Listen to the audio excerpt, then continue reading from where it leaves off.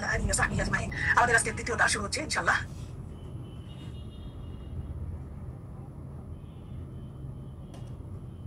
গত ক্লাসে আমরা কি করলাম, কি শুনলাম, কি বুঝলাম, কি মনে রাখলাম?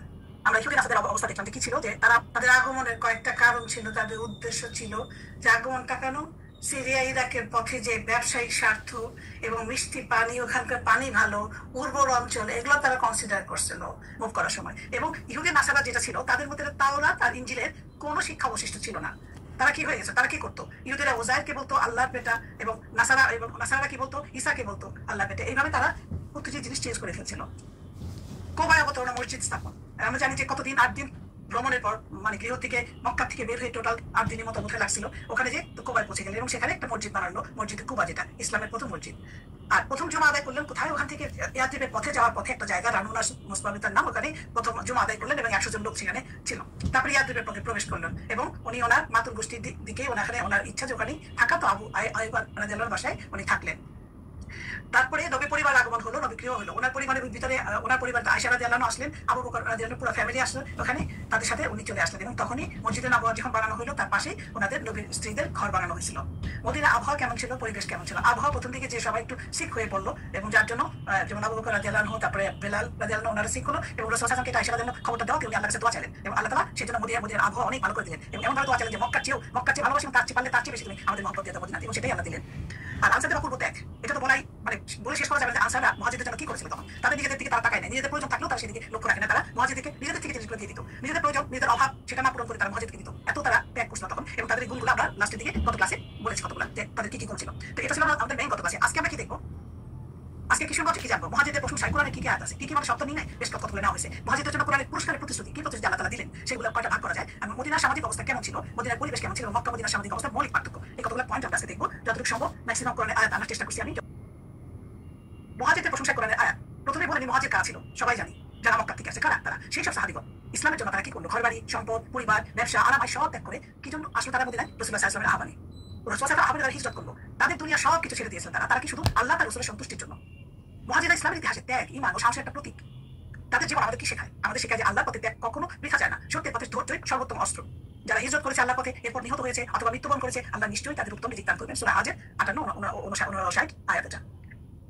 তো মুহাজিরদের জন্য কোরআনের আয়াতে কি বলতেছে দেখি।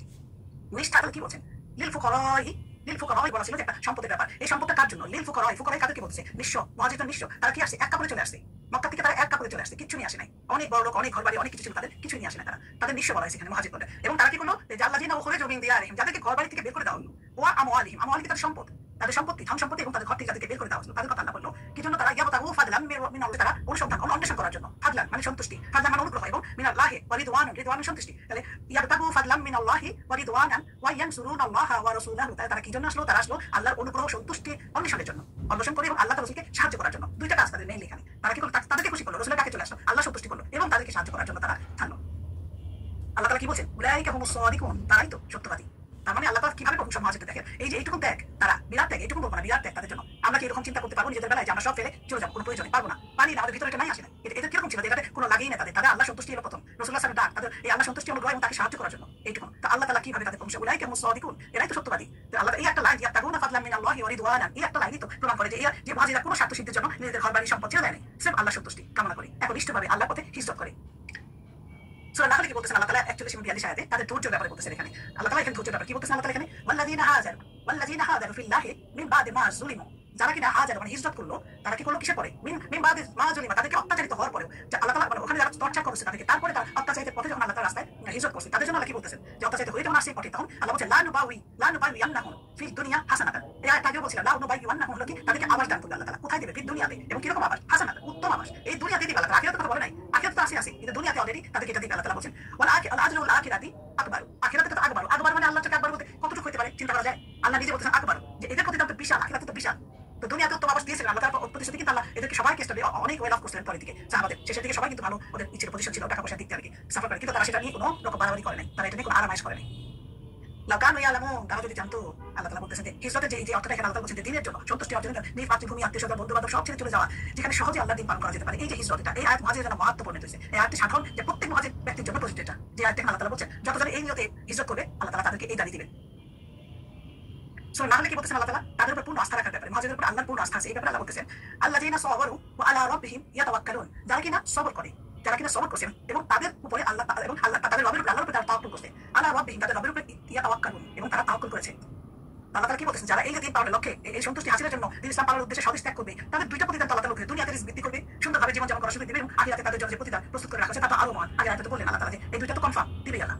জান্নাতে বলতেছে আল্লাহ তাআলা সূরা তাওবা 20 নম্বর আয়াতে বলতেছেন জিহাদ ও ত্যাগ এর প্রশংসা করে আল্লাহ তাআলা কি বলেন আল্লাযীনা আমানু ওয়া হাজারু ওয়া জাহাদু ফি সাবিলিল্লাহি বিআমওয়ালিহিম ওয়া আনফুসিহিম। এখানে কি বলতেছেন যারা কিনা ঈমান আনছে এবং তারা কি করতেছে হিজরত করলো, এবং কিভাবে হিজরত করলো নিজের সম্পদ নিজের জীবন দ্বারা আল্লাহর পথে জিহাদ করে, যারা নিজের সম্পদ এবং নিজের জীবন দুইটাই কাজে লাগাইছে। কিন্তু এখানে বলতেছেন আল্লাহ তাআলা যারা কিনা ঈমানদার তারা হিজরত করলো এবং জাহাদু হিজরত করলো, ঈমান আনে হিজরত করলো এবং সম্পদ জিহাদ করলো কি দিয়ে, নিজের জীবন দিয়ে এবং তার সম্পদ দিয়ে, তাদের জন্য আল্লাহ কি বলতেছেন আল্লাহ বলছেন লা আজামা দারাজাতান ইনদাল্লাহি ওয়া উলাইকা হুমুল ফাইজুন। আল্লাহ তাআলা বলতেছেন যে আল্লাহর নিকট তাদের মর্যাদা আজামা দারাজাতান শ্রেষ্ঠ, মর্যাদায় তারা শ্রেষ্ঠ, ইনদাল্লাহি আল্লাহর কাছে, ওয়া উলাইকা হুমুল ফাইজুন তারাই সফল কাম, তারাই সফল কাম। সূরা তাওবা 20 নম্বর আয়াতে বলছেন দিনের পথে যারা চলতে ধৈর্য ধারণ করবে। এটা আমরা সবাই একটা সবর জিনিসটা তো সব ব্যাপারে আমরা বলছি সবরের যে ফল এটা আল্লাহর কাছে মধুর মতো, আল্লাহ আমাদেরকে সবরের ফল এইভাবে দিবে।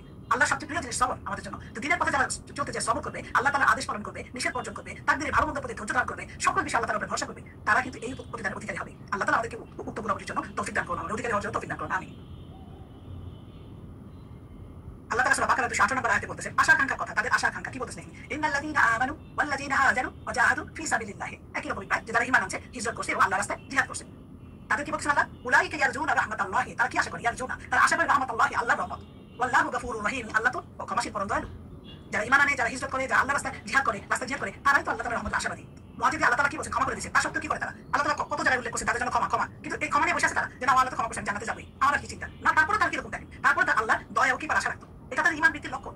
কখনোই ভাবতে নাই যে আমরা এটা করে ফেলছি বলে আমরা সেফ সাইড, ওইটা চিন্তা করলে ঈমান বাড়বে না আমাদের।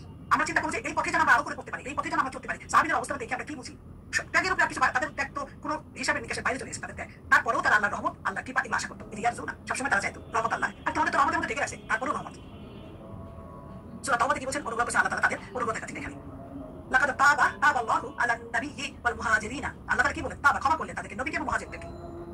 ওয়াল আনসারিল্লাযীনা তাবাউহু ফি সাআতিল উসরাতি, এখানে কি বলছেন আল্লাহ তাদেরকে ক্ষমা করেছেন কাকে, নবীকে, মুহাজিরকে এবং আনসারদেরকে। তারা যারা কিনা ইত্তাবাউহু তারা কি করলো যে তাকে মানে নবীর অনুগামী হয়েছিল, যারা নবীকে ফলো করছিল, যারা কোন সময়টা ফি সাআতিল উসরাতি, সাআতিল উসরাতি হচ্ছে সংকট মুহূর্ত, যখন বিপদের সময় যখন নবীকে ফলো করছে তাদের কথা বলছে আল্লাহ তাকে ক্ষমা করে দিয়েছেন। কি জন্য বলছেন আনসারদেরকে যারা সংকট মুহূর্তে নবীর অনুগামী হয়েছিল। মিন বাদি মা কাদা ইয়াজিগু কুলুবুল ফারিকিন মিনহুম, মিন বাদি মা কিছু লোকের পরে কিছু এমন কি যে কিছু লোকের তখন কাদা ইয়াজিগু কুলুবু কিছু লোকের অন্তর বাঁকা হওয়ার উপক্রম হয়েছিল, কাদা উপক্রম হয়েছিল, হয় নাই পুরোপুরি বাঁকা, ওদের মুজার দিছিল অন্তর যে একটু চেঞ্জ হয়ে গেছিল। ফারিকিন মিনহুম তাদের মধ্যে একটা দল, তোমরা একটা লোক কমেছে তোমরা তাবা আলাইহিম আল্লাহ তাআলা ক্ষমা করলেন ইন্নাহু বিহিম রাউফুর রহিম, এবং নিঃসন্দেহে আল্লাহ পরম স্নেহশীল পরম করুণাময়। এটা কি হয়েছিল ঘটনাটা, এটা কি এটা কিন্তু এই ঘটনা আসবে সামনে, এটা কিন্তু এখনের ঘটনা না, এটা তাবুক যুদ্ধের সময় একটা ঘটনা হয়েছিল। আমরা জানবো এটা যে দুইটা রিজনে ওরা ওই সময় একটা গ্রুপ যায় নাই, রাসূলুল্লাহ সাল্লাল্লাহু আলাইহি ওয়াসাল্লাম তাবুক যুদ্ধে কিন্তু সবাইকে ওয়াজিব ছিল, বাধ্যতামূলক ছিল সবাইকে অংশগ্রহণ করা, কিন্তু একটা গ্রুপ যায় নাই। তখন কয়েকটা আনভ্যালিড রিজন মানে ভেগ রিজন তারা দেখাইছিল যে এই কারণে আমরা যেতে পারছি না। তখন আল্লাহ তাআলা এটা বলছেন যে অনেক কিছু ছিল কিন্তু তারপরেও আল্লাহ তাদেরকে মাফ করে দিয়েছিলেন পরে।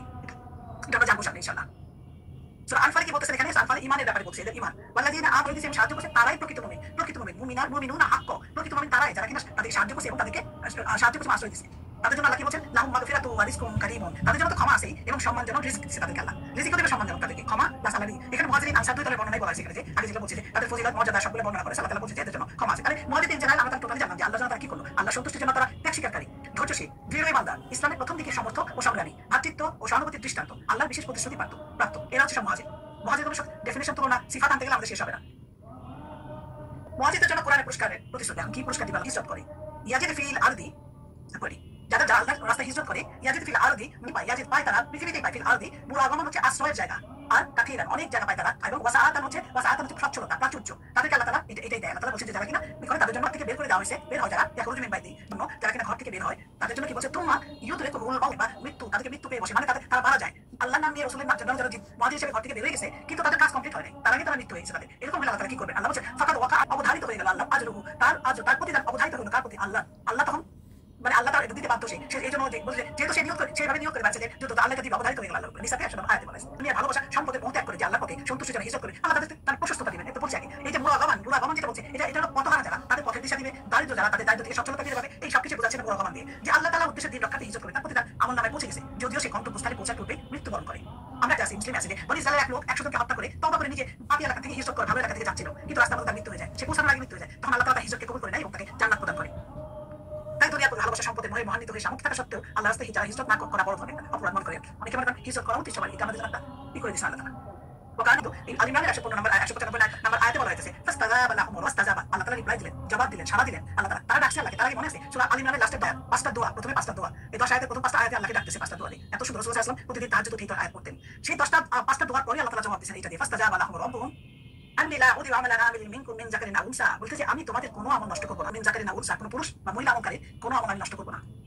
অংশ ফাল্লাযীনা হাজারু হিজরত করছে, উখরিজু মিন দিয়ারিহিম, তাদের ঘর থেকে বের করে দেওয়া হয়েছে, ওয়া উযু, তারা আশ্রয় করছে কোথায়, ফি সাবিলি, তারা কষ্ট দিয়ে দেওয়া হয়েছে তাদেরকে, ফি সাবিলি, আমার রাস্তায়। আল্লাহ তাআলা বলতেছে যে আমার রাস্তায় আসার জন্য তাদেরকে কষ্ট দেওয়া হয়েছে, হিজরত করছে, ঘর থেকে বের হয়েছে এবং তারা কষ্ট করছে, তাদেরকে কি করছে, আরো বলছে আল্লাহ তাআলা ওয়া কাতালু ওয়া কুতিলু, নিহত হয়েছে। লাউ কাফিরান্না আনহুম সাইয়্যাতিহিম, আল্লাহ তাআলা লাউ কাফিরান্না, তাদেরকে কি করছে, সাইয়্যাতিহিম, সব আল্লাহ তাআলা মুছে দিবেন। এতটুকু কষ্ট তাদের আল্লাহর জন্য করছে, আল্লাহ তাদের সেই কষ্টের প্রতিদান যে যারা যুদ্ধ করছে, নিহত হয়েছে, ঘর থেকে বের হয়েছে, কষ্ট করছে, আমি সব তাদের মুছে দেব, তাদের কোনো কিছু থাকবে না, রেকর্ড সব মুছে দেবে আল্লাহ তাআলা। তারপরে এটা তো দিবেই দিবে, ক্ষমা করবে, সব মুছে দিবে, কোনো রেকর্ড রাখবে না পুরনো জিনিসের। তারপরে আল্লাহ বলছে তাদেরকে আমি জান্নাতে প্রবেশ করাবো, যেখানে প্রবাহিত হবে নহরসমূহ। আবার বলছে আল্লাহ তাআলা তাওয়াবান মিন ইনদিল্লাহি, আল্লাহু এটা প্রতিদান শুধু তাওয়াবান, আল্লাহর তরফ থেকে এটা প্রতিদান, এবং আল্লাহর কাছেই তো সবকিছু উত্তম প্রতিদান। আর কে দিবে হুসনুত তাওয়াব? আর কারো ক্ষমতা আছে হুসনুত তাওয়াব আল্লাহ ছাড়া আর কারো নাই ক্ষমতা। সূরা তাওবাতে বলতেছেন আল্লাহ তাআলা 21 আর 22 ডাইরেক্ট জান্নাত সংবাদ। এখানে এই আগে যে আয়াতটা বললাম, যেটা এখানে মেইনলি হচ্ছে এই আয়াতটা আসার ব্যাপারে তাফসীরে বলা হয়েছে যে উনি রাসূলুল্লাহ সাল্লাল্লাহু আলাইহি ওয়াসাল্লাম বলেন যে ইয়া রাসূলুল্লাহ, আমাদের মহিলাদের ব্যাপারে হিজরতের ব্যাপারে তো কোনো কথা উল্লেখ করতে শুনি না, কোনো কিছু নাই আমাদের ব্যাপারে। তখন রাসূলুল্লাহ সাল্লাল্লাহু আলাইহি ওয়াসাল্লাম তখন এই আয়াতটা অবতীর্ণ হয়, রাসূলুল্লাহ সাল্লাল্লাহু আলাইহি ওয়াসাল্লাম তার দোয়াটা কবুল হয় না। তো এই আয়াতের মধ্যে 5টা জিনিস বলা হয়েছে যে আল্লাহ তাআলা হিজরত করে, যাদের শত্রুরা তাদের দেশ থেকে বের করে ঈমান আনার জন্য বের করে দেয়, যাদের আল্লাহর রাস্তায় কষ্ট দেওয়া হয়, যারা আল্লাহ তাআলা যুদ্ধ করে এবং যারা শহীদ হয়, এই 5টা ক্যাটাগরি ফেলছে এখানে আল্লাহ তাআলা, যে এদের কোনো কিছু বিফল যাবে না, সে ছেলেই হোক, সে মেয়েই হোক, মহিলাই হোক আর পুরুষই হোক, তাদের কোনো কিছু, তাদের সব গুনাহ মুছে দিবেন, তারপর তাদের জান্নাতে যেতে দেওয়া হবে। আল্লাহ আমাদেরকে এইসব বৈশিষ্ট্য অর্জন করার তৌফিক দান করুন, আমিন।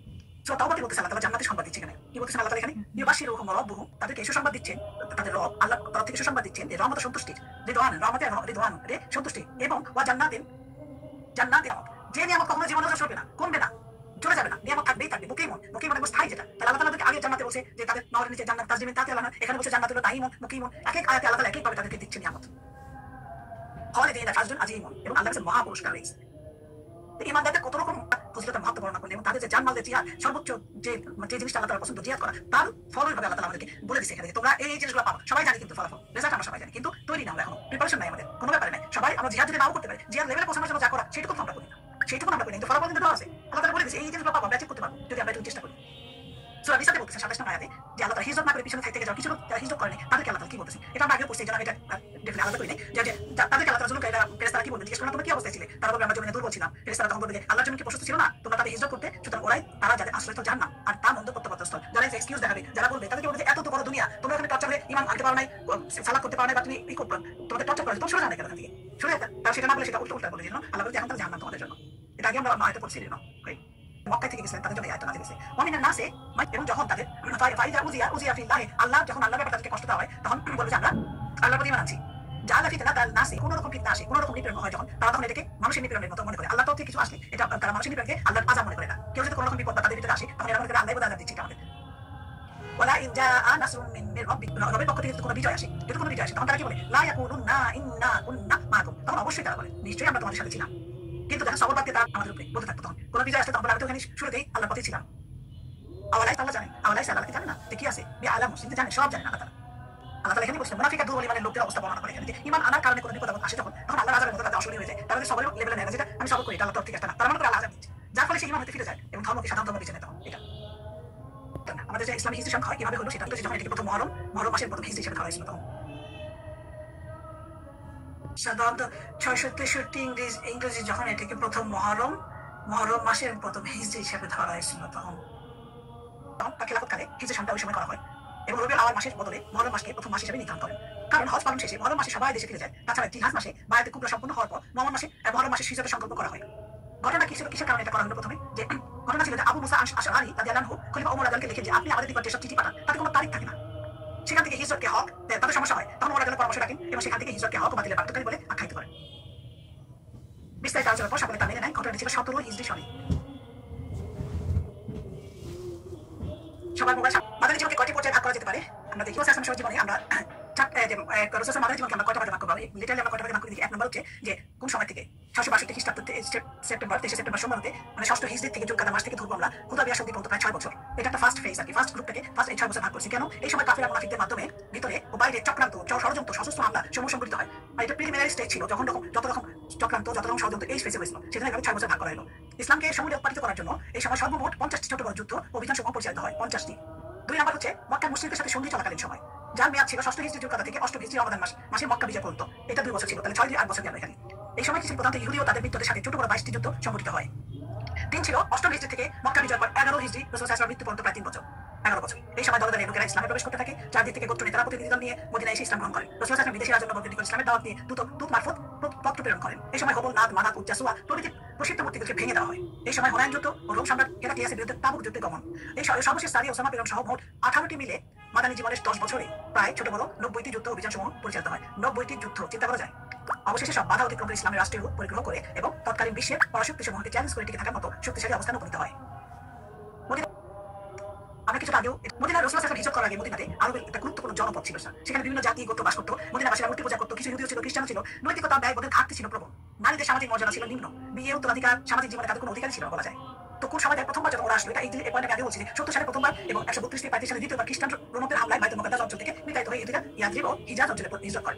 কি কারণে করে সেটা বলা হয়েছে আগে। এবং এই পথে গুরুত্ব কারণে ইহুদির নাজির, বনু নাজির এবং বনু কুরাইজা গোত্রদ্বয় হিজাবের পূর্ব অংশ হাররা এলাকায় বসতি স্থাপন করে। অপর গোত্র কাইনুকা, যেটা তারা বসতি স্থাপনের নিম্ন ভূমিতে। কাইনুকা শাখা গোত্র সময়ের আরবি